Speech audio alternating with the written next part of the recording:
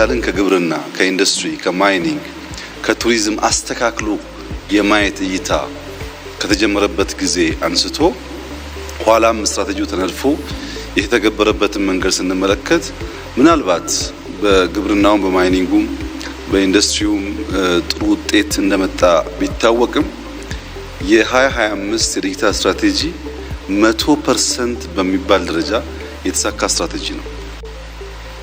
ሁሉም ዜጎች ከቤታቸው ከሴልፎናቸው ካሉበት ስፍራ የሚፈልጉትን አገልግሎት ማግኘት የሚችሉበትን እድል መፍጠር ነው። ሁለተኛው ኦፖርቹኒቲ ነው። ኢኳል ኦፖርቹኒቲ ባልሰጠንበት መስክ ባልሰጠንበት ሁኔታ እኩል ተጠቃሚ መሆን አይቻልም።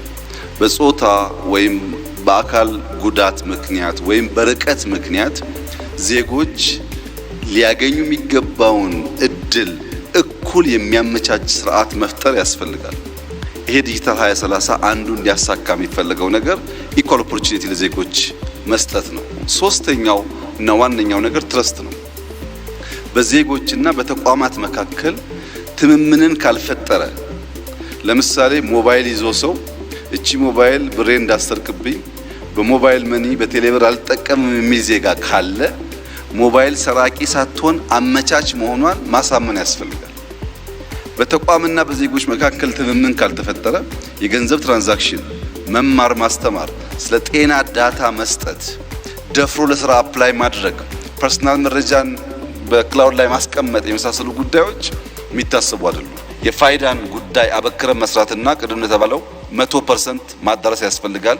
የፔመንት ሲስተሞቻችን የሚናበቡ መሆን አለባቸው። ቴሌብር ብቻ ሳይሆን ሁሉም። ሶስተኛው ዳታ ኤክስቼንጅ በባንኮች መካከል፣ በመንግስት ተቋማት መካከል፣ በመንግስትና በግል በተለየ የዳታ ሌየር መካከል ኤክስቼንጅ ማድረግ ካልቻል ዲጂታል የኢትዮጵያን ኢኮኖሚ የሚያግዝ መሆን አይችልም። ማኑዋል የነበረውን ነገር በኮምፒውተር ማድረግ ብቻ በቂ አይደለም። ዳይናሚክ መሆን አለበት።